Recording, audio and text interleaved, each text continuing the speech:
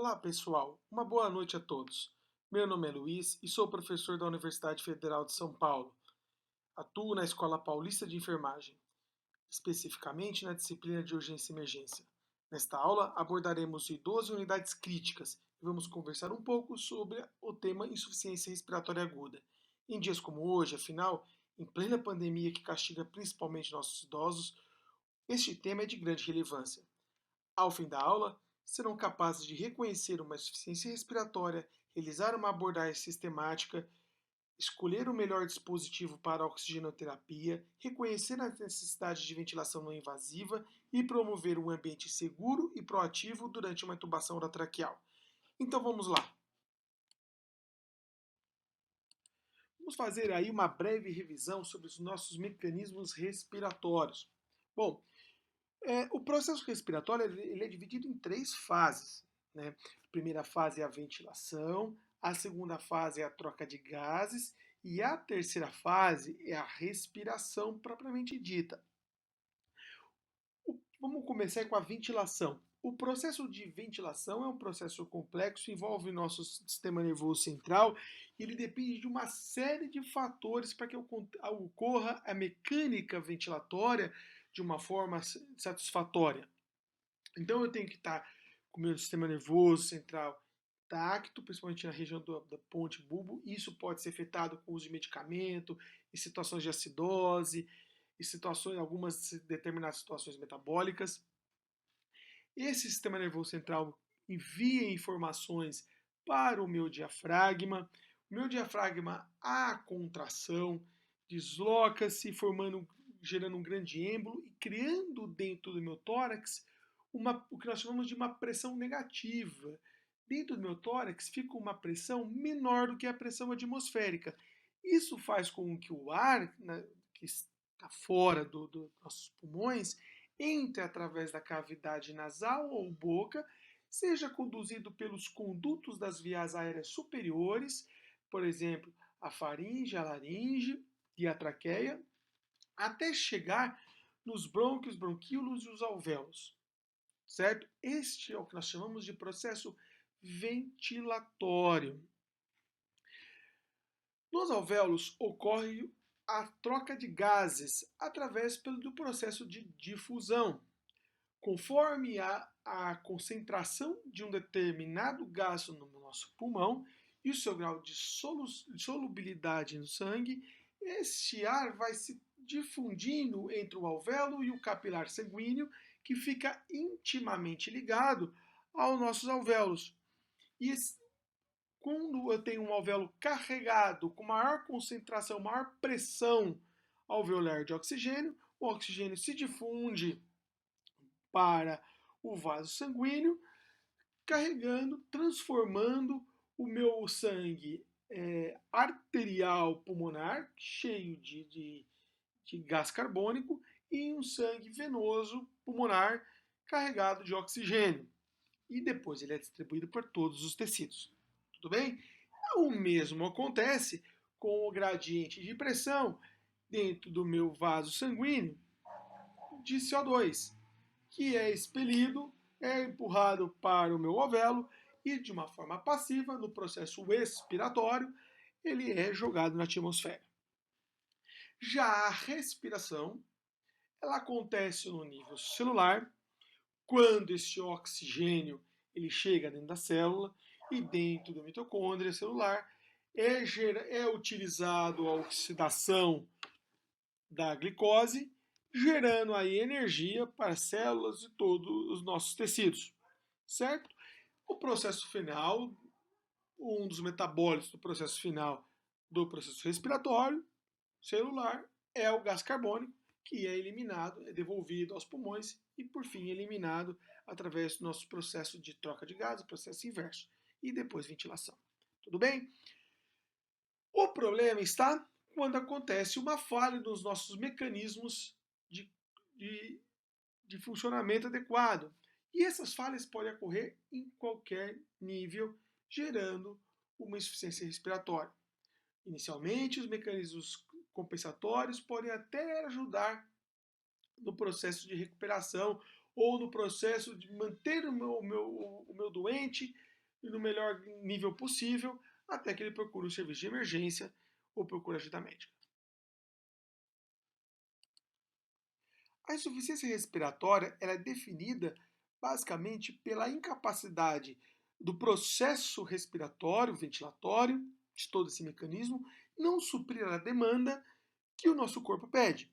Então, quando a demanda ultrapassa a capacidade do nosso sistema respiratório, podemos dizer insuficiência respiratória. Ela pode ser dividida entre o tipo 1 ou o tipo 2, o que na prática nós vamos dividi-la através do nosso resultado de gasometria. A tipo 1, ou chamada também de hipoxêmica, é quando o valor gasométrico da PaO2 ele é inferior a 60 milímetros de mercúrio e geralmente ela é relacionada à insuficiência alveolo capilar.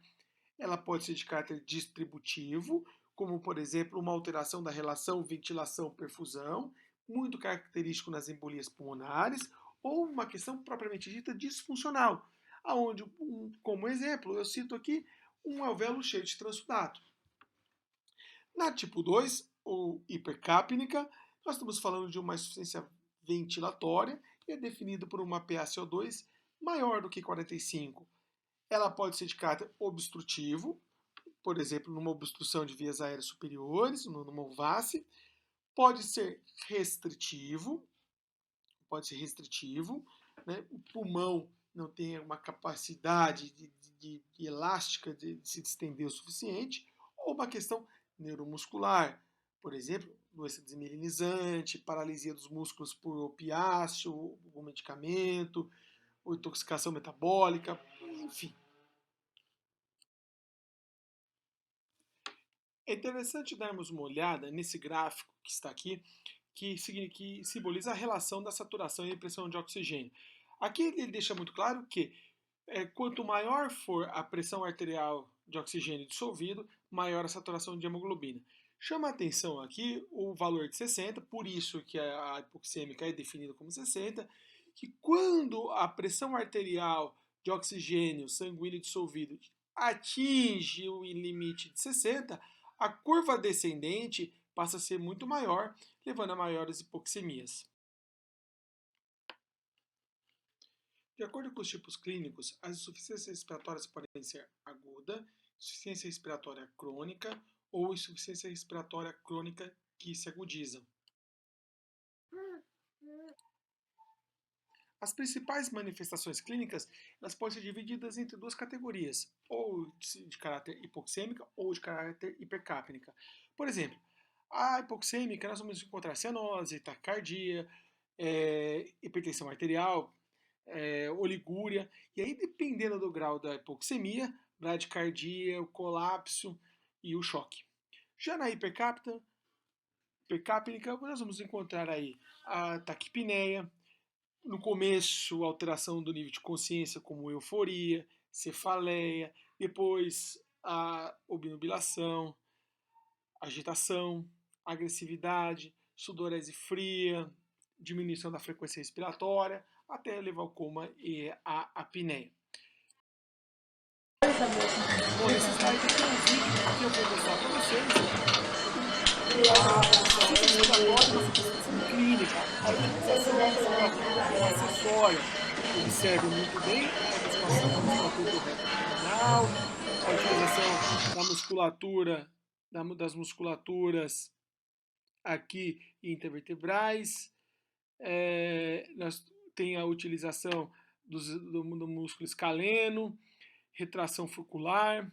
Observe também, aqui é uma respiração paradoxal, sempre mais definido bem o que é expiração. A respiração paradoxal, respiratória aguda, grave.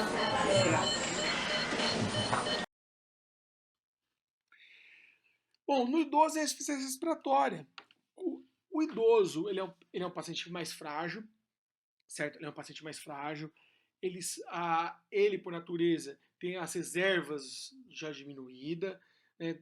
Agora nós estamos falando de idosos que atingem uma idade muito mais saudáveis. Porém, conforme a idade vai passando, As cartilagens costais ficam mais enrijecidas, há uma atrofia muscular, há uma redução disso, uma redução da expansão torácica e uma diminuição da produção e da função mucociliar. Reduz a capacidade de expectoração do nosso doente e também reduz a retração elástica pulmonar. Isso faz com que o meu paciente ele tenha uma capacidade pulmonar diminuída e uma dificuldade maior para a sua expectoração. Tudo isso leva a um aumento do trabalho respiratório, a utilização de uma musculatura acessória, reservas funcionais reduzidas, levando esse idoso a uma insuficiência respiratória aguda grave muito mais rápido do que o nosso doente jovem, certo? Bom, falar um pouquinho aí da abordagem da insuficiência respiratória aguda. Todo paciente que chega com um quadro de insuficiência respiratória aguda, nós temos que fazer uma avaliação, o MOV, né, monitorização, oxigenação e veia, e aí nós vamos para um dos pilares do nosso tratamento, que é a oxigenoterapia. Por definição, a oxigenoterapia é a administração de oxigênio em uma concentração acima da atmosfera, certo? É a oferta feita por meio, tem vários dispositivos. O objetivo aqui é aumentar a quantidade de oxigênio carreado pelo sangue. É um gás medicinal, por isso é uma prescrição médica, e em algumas situações muito específicas, o enfermeiro pode colocar, de acordo com o protocolo institucional, ou situações de urgência e emergência.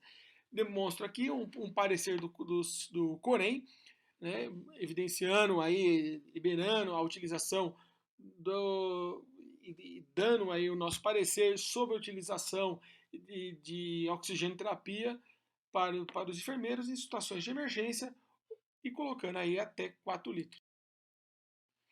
Bom, algumas considerações, todos os pacientes críticos, se a oximetria não for confiável, nós vamos utilizar aí o oxigênio, certo? Então, para todo paciente que chegar lá com a gente, uma carga de insuficiência respiratória, onde eu tenho uma oximetria que não consegue detectar, não consegue me trazer algo fidedigno, eu vou utilizar um oxigênio de alto fluxo. Tá? O alvo, geralmente, para os pacientes críticos é manter uma saturação de 94 a 98.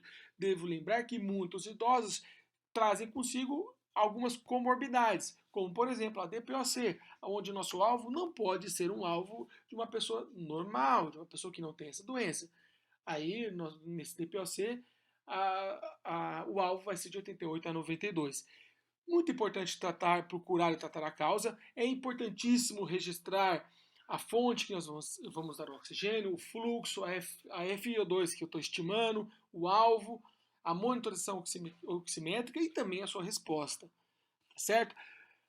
Fluxos abaixo de 4 litros em catéter, não há necessidade de umidificar, e oxigênio, é um gás medicinal, é um remédio, eu devo descontinuar assim que possível. Vários dispositivos eu posso lançar mão. Um dos principais dispositivos é o catéter nasal. Aqui as literaturas elas variam, né? Me baseei por uma que varia de 1 a 6 litros por minuto. Aqui a fração de oxigênio ela não é fidedigna, ela é variável. Ela varia, cada litro que eu ponho, em torno aí de aproximadamente 4%. Tá certo? Isso é um pouquinho discutível na literatura. Ele é bem confortável, o paciente pode falar. Um dos probleminhas do cateter de oxigênio é que não tem uma FI fidedigna. E caso eu precise de mais oxigênio, meu paciente não tolera, eu vou precisar lançar mão de outro tipo de dispositivo. Então tá aí o desenho do nosso dispositivo de cateter. Máscara facial simples. A máscara facial simples, eu devo colocar meu paciente, fixar ela bem e deixar ela bem apertadinha contra o rosto do nosso doente. O fluxo mínimo de uma máscara é de 5 litros por minuto. Uma FI estimada é de 5 a 6 litros, uma FI aproximadamente de 40%, 6 a 7 litros de 50% e de 7 a 8 litros 60%. Tá? É interessante que a própria máscara vira um reservatório de oxigênio. Nunca colocar fluxo mínimo abaixo de 5 litros, senão vou acumular dióxido de carbono nessa máscara, certo? Ela é simples, leve, bem tranquilo. Ela pode causar um pouquinho de claustrofobia, né? A FI não é uma FI fidedigna, e se eu precisar de uma FI fidedigna, eu vou lançar a mão de outro tipo de dispositivo. Máscara facial com reservatório. Esta máscara facial com reservatório ela é bem interessante quando eu estou pensando em utilizar FIs acima, bem mais alta. E essas máscaras faciais com reservatório, que é essa bagzinha que está logo aqui embaixo, elas podem ser não reinalantes ou reinalantes. A máscara facial com reservatório e uma máscara facial não reinalante. Eu vou aqui falar um pouquinho mais dessa não reinalante, que ela é bem interessante. Ela tem como dispositivo aqui umas válvulazinhas que impede que o meu doente não reinale CO2 exalado. Então, quando ele inspira, uma válvulazinha que está aqui na bag, ela é tracionada e o ar que rico em oxigênio vai para vias aéreas do paciente. Quando ele expira, essa válvulazinha é fechada, impedindo que o CO2 volte para o reservatório. E, em contrapartida, válvulazinhas que ficam na parte lateral por fora da máscara se abrem, saindo o oxigênio, o gás carbônico, o gás exalado por aqui. Certo? Por isso que é chamada de não reinalante. Esse dispositivo é bem interessante, ele é um dispositivo de alta concentração, não de alto fluxo, mas de alta concentração de oxigênio. Ele fornece FIs acima de 90%, gerando aí próximos de 100%. Quando eu estou querendo fazer quando eu quero uma FI mais fidedigna, eu vou utilizar as máscaras com o sistema Venturi. A máscara com o sistema Venturi é uma máscara tradicional, uma máscara facial, ela tem que estar bem ajustada ao rosto do meu paciente, contido de uma traqueia,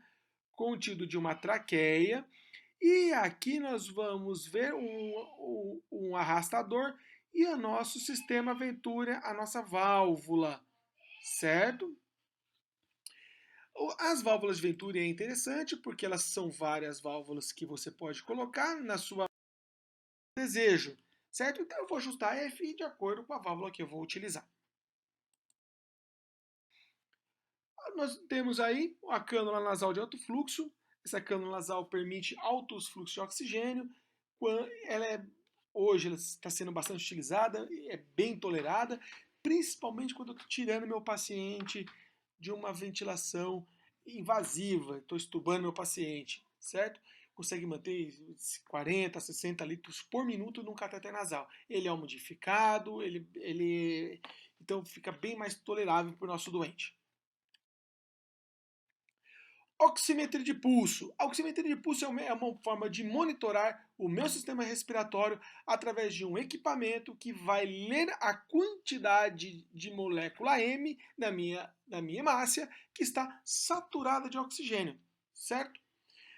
É contido através de um microprocessador, onde passa um laser de cima para baixo, de baixo para cima, e que faz essa leitura fotométrica. Fonte de luz é emitida a partir de um LED emissor. A luz é obtida pelo sangue dos tecidos. A qualidade da luz relativa absorvida pela hemoglobina oxigenada é diferente da não oxigenada.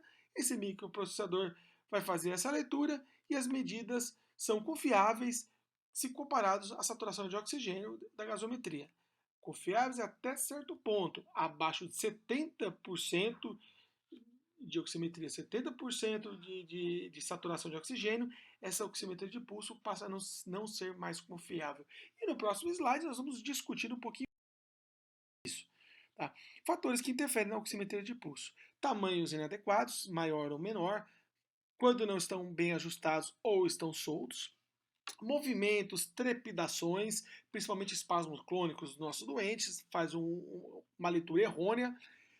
Luz forte sobre o oxímetro, luz intensa, presenças de esmalte, a hipotermia, a hipoxemia, ou seja, saturação abaixo de 70, má perfusão periférica, mesmo membro do meu esfigmomanômetro toda hora interrompendo as suas leituras, medicamentos que interferem na absorção da luz, como, por exemplo, o azul de metileno, e algumas intoxicações, por exemplo, por monóxido de carbono e hidrocarbonetos e nitratos, formando aí a carboxihemoglobina e metahemoglobina.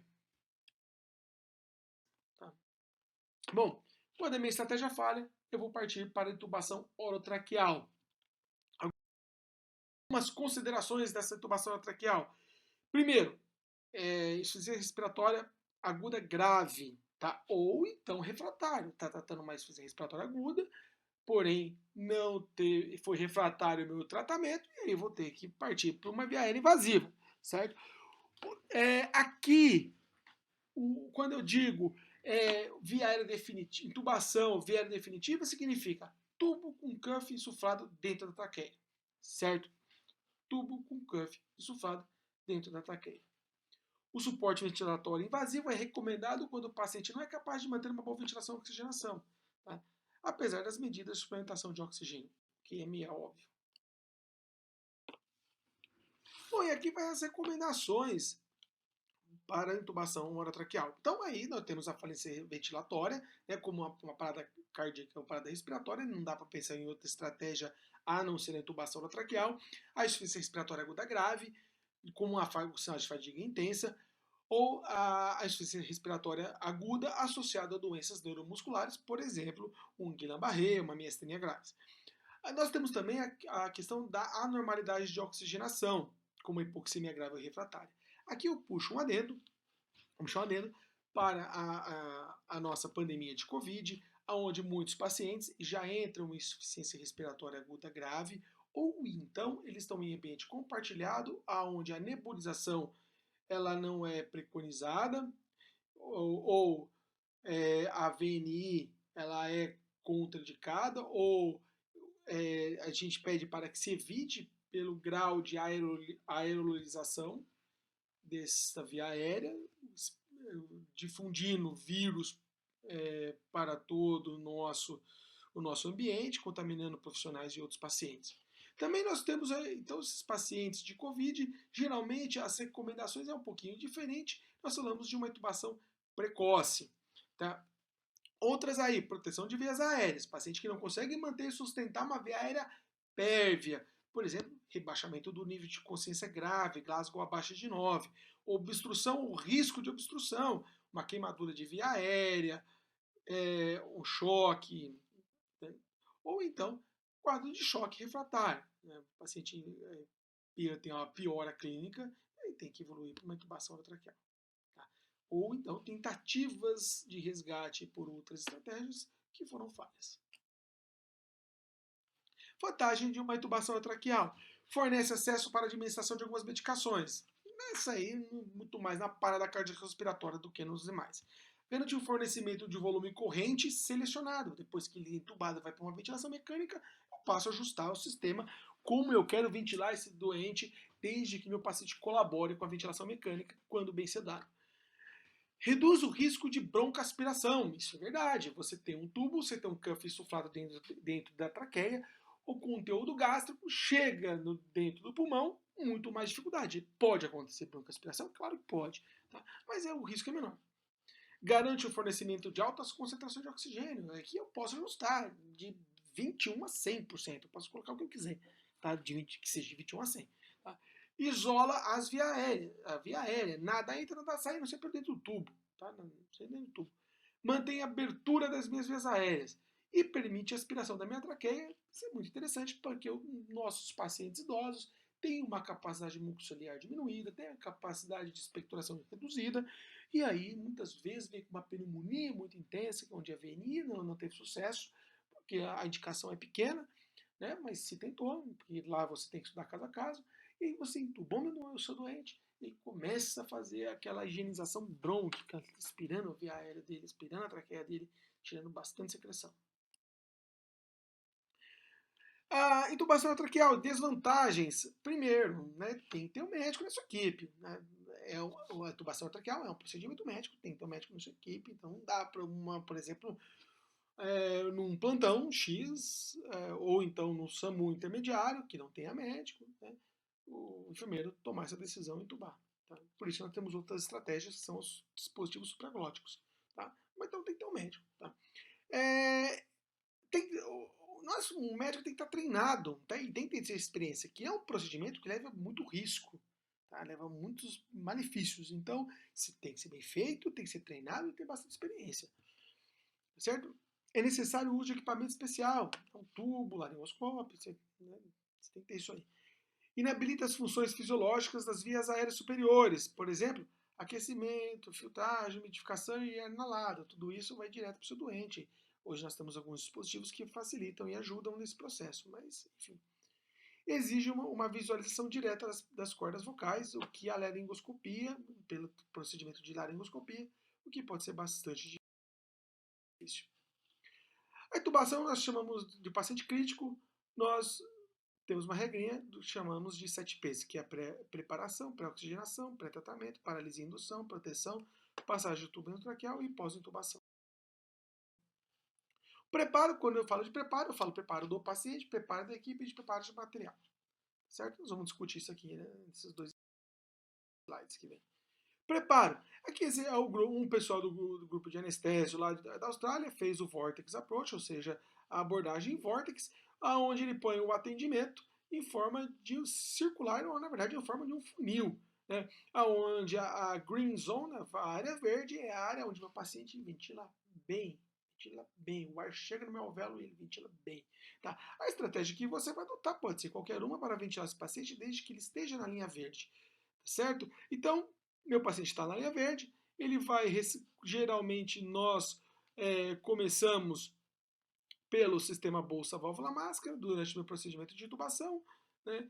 Depois ele vai para a intubação. Se essa intubação não acontecer, ou ele vai para um dispositivo supraglótico, ou ele vai de volta para a máscara. O importante é que ele saia da zona azul e vai para a zona verde, a área da boa ventilação. Se aqui eu tentei aqui, vim para cá e falhei, eu tento aqui. Se eu falhei, provavelmente ele vai entrar aqui nesse meio, que é a parte mais grave, que é a cricotireoidostomia por punção ou cricotireoidostomia cirúrgica. Então, quando nós vamos preparar nosso doente, a equipe tem que estar preparada e é sim muito importante que eu tenho que ter um plano. E esse plano tem que ser verbalizado. Nós vamos entubar meu doente e vamos usar esta técnica. E aí nós temos que ter mais do que um plano, nós temos que ter o plano B. Um plano B. Esse plano B tem que ser verbalizado e vocalizado. Se a minha estratégia inicial falhar, eu vou utilizar essa outra estratégia. Se a minha intubação falhar, eu vou utilizar uma máscara laríngea. Se a minha intubação falhar, eu vou ventilá-lo em bolsa válvula máscara. Se a minha estratégia de intubação falhar, eu vou utilizar o BUGE, que é um outro sistema que facilita a intubação. Eu vou te chamar o pessoal da via aérea difícil, enfim. Eu tenho que ter um plano B. Bom, aqui estão os materiais que eu devo preparar: laringoscópio, tubo, seringa, laringoscópio com a sua lâmina, cadarço para fixar ou outro tipo de fixação, um fio guia ou estilete, uma bolsa válvula máxima, um estetoscópio, cano de Guedel para ajudar a abertura de vias aéreas, um desfibrilador com monitor para monitorizar meu doente e antecipar qualquer emergência, sistema de fixação, monitorização oximétrica, monitorização cardíaca de pressão arterial e uma fonte de oxigênio e uma fonte a vácuo de sucção. Basicamente é isso que eu vou precisar no processo de intubação traqueal. Preparo. Enquanto o paciente está sendo oxigenado, vou reunir o meu material, preparar o material necessário para a intubação. Vou montar o meu laringo, é importantíssimo que a lâmina deve ser acoplada ao cabo. O conjunto lâmina-cabo tem que ser testado todos os dias e tem que estar pronto e verificado antes de iniciar o procedimento de intubação. O tubo adequado, o tamanho nós vamos selecionar por uma média, em torno no segmento feminino, vamos utilizar um tubo de 7 a 8 milímetros e isso vai estar descrito na lateral do seu tubo, né, de diâmetro interno. E nos homens, de 8 a 8,5. Isso é variável e pode mudar, tá certo? É variável e pode mudar. Cada vez que vai fazer uma tentativa de intubação, não pode ultrapassar mais que 30 segundos, porque senão o paciente desatura. Devo efetuar a monitorização completa, tanto cardíaca quanto oximétrica, obter acesso venoso periférico antes do procedimento. É importantíssimo que o meu doente não vá para uma intubação hipotenso. Eu devo corrigir hipotensão arterial, porque senão meu paciente corre risco de parada cardiorrespiratória.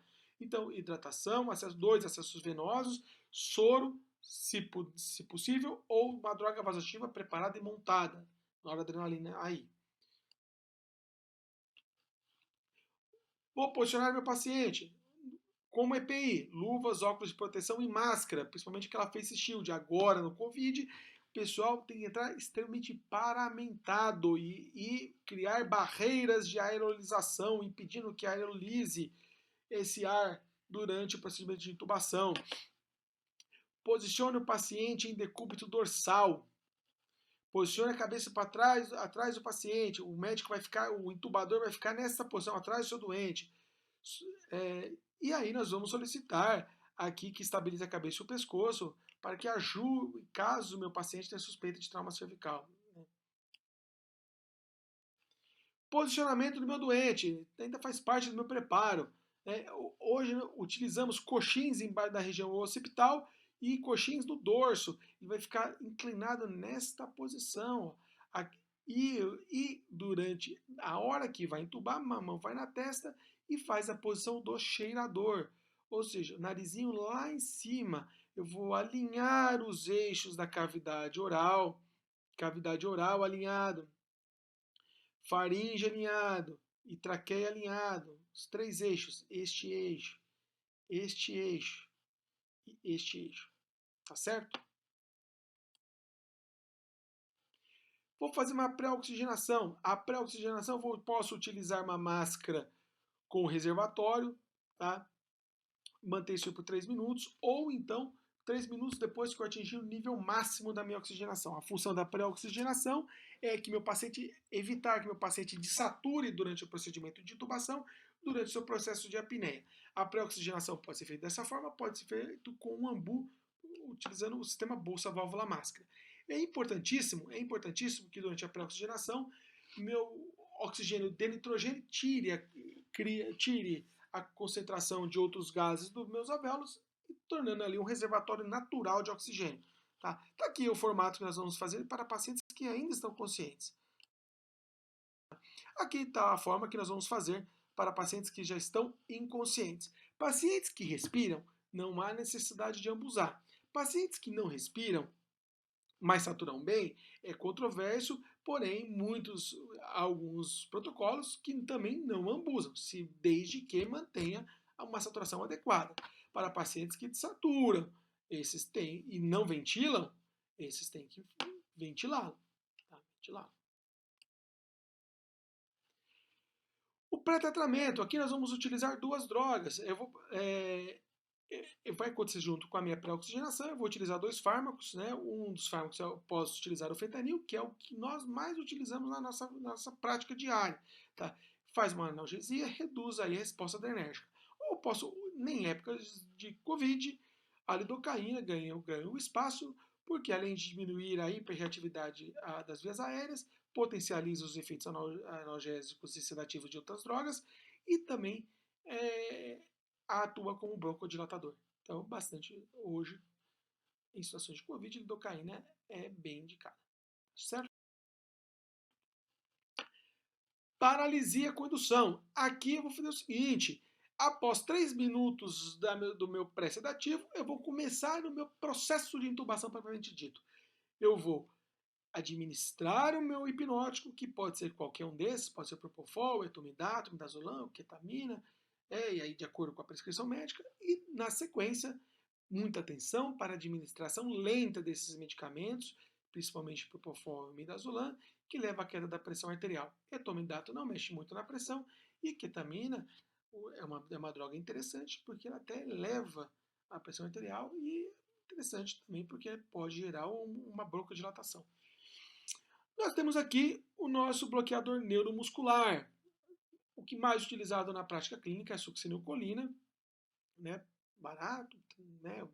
Muito tempo utilizado.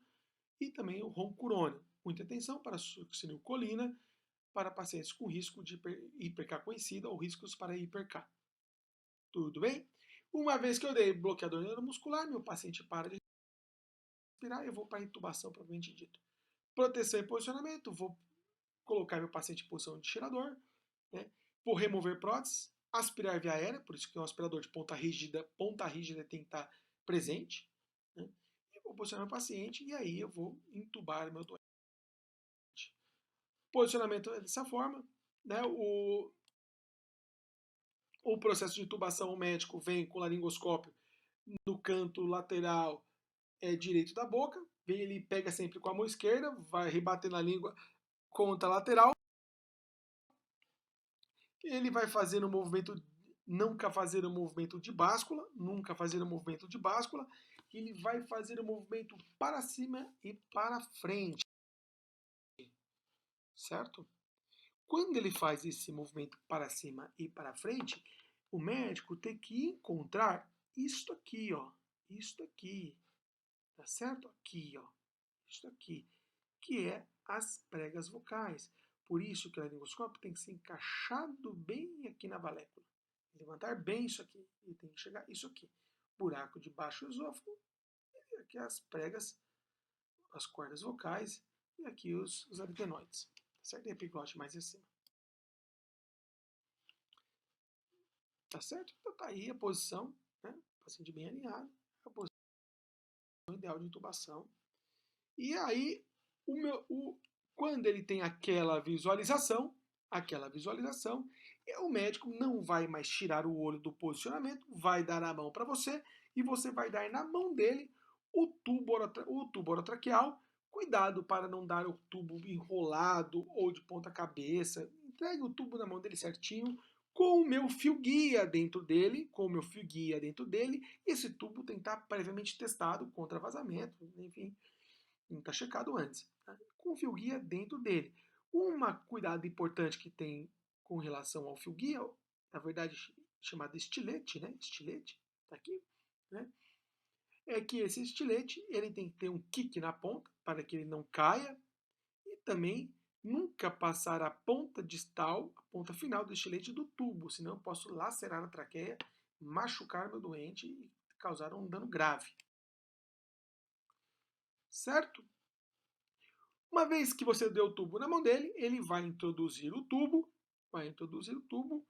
e vai manter esse tubo, vai avançar o tubo até aproximadamente 22 centímetros na mulher, 23 centímetros no homem, da inserção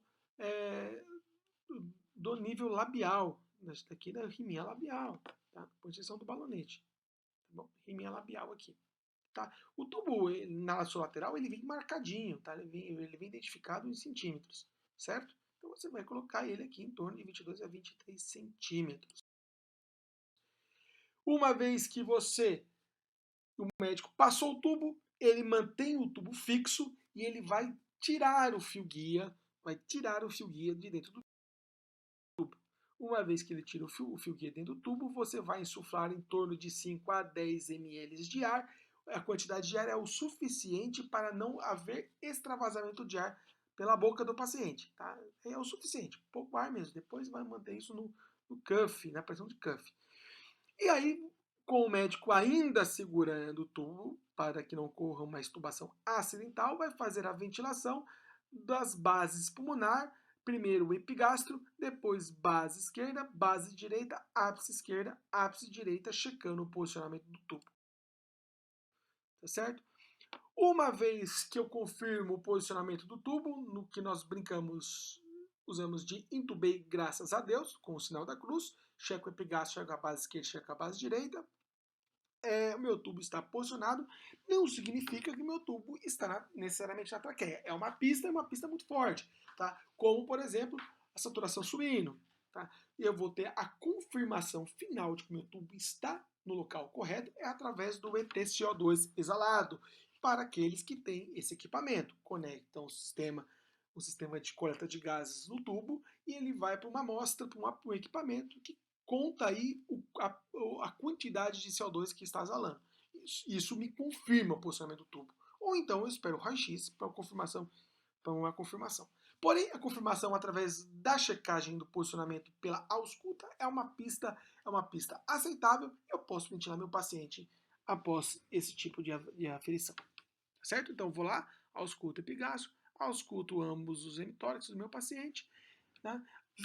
Observo o tórax, a expansão e a ventilação, e aí eu vou anotar e registrar a profundidade do tubo, na altura dos dentes do meu paciente, em que rima labial ficou esse tubo posicionado. Sempre está evoluindo a cada plantão isso aí. Problemas no posicionamento do meu paciente. Ausculta de sons hidroaéreos, tubei o estômago, tá? Ou tá no esôfago. Tá no esôfago, o tubo está na boca. Ausculta ausente de um dos campos pulmonares, que nós chamamos de tubação seletiva. Há um desvio na carina, aonde o tubo tem uma tendência natural a ganhar o brônquio direito. Né, o brônquio direito. Então, se você não auscultou, a ausculta veio negativa na base esquerda e veio positiva na base direita, desinsufla o cuff, tracione 1 a 2 centímetros, reinsufla o cuff novamente e cheque epigastro, base. Tá? Escapes de ar pela boca, ou cuff desinsuflado ou cuff furado. Vômitos, regurgitação durante a passagem do tubo posicionamento. Sucção das vias aéreas com catéter de aspiração de ponta rígida é melhor. Pós-intubação, tá checado, tá legal, tá no local, vou fixar meu tubo e vou aguardar a radiografia ou então vou fazer a minha contagem do ETCO2. Pós-intubação, alguns cuidados imediatos, vou manter o decúbito elevado de 30 a 45 graus, verificar a altura da cânula de cada plantão, né, para que não ocorra uma intubação acidental, observar rigorosamente o padrão de sinais de desconforto respiratório, atentar à insuflação do cuff, verificar a pressão de cada 6 a 8 horas e realizar a aspiração traqueal quando necessário. Uma coisa que é muito importante, meu paciente tem que estar bem sedado e participando da minha ventilação mecânica, tá certo? Principalmente nesse início. Ok, senhores, ficamos por aqui. Agradeço demais a atenção de vocês. Espero que a aula tenha sido proveitosa e qualquer dúvida, os meus contatos estarão no fim da aula. Muito obrigado e as referências vêm a seguir. Muito obrigado, uma boa noite a todos.